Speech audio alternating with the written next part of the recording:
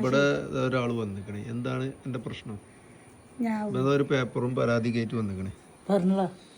ഇത് കണ്ടോ?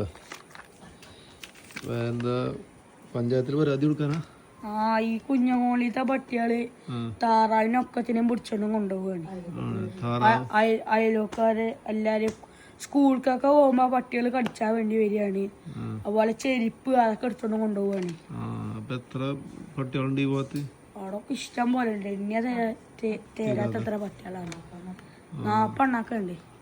ഇപ്പൊ വരാൻ വഴിന്നും കൂടി എന്നെ കടിച്ചാൻ വേണ്ടി വന്നിട്ടുള്ളൂ.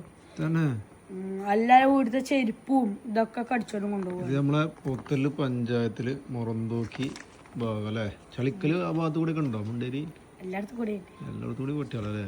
ഭയങ്കര ശല്യാണ്. അപ്പോൾ അതിന് ഇവനെ മുന്നിട്ട് ഇറങ്ങിയേക്കാണ് കേട്ടോ. അപ്പോൾ എല്ലാവരും ഒപ്പ് ശേഖരിക്കുന്നുണ്ട്. എല്ലാവരും ഒപ്പായോ?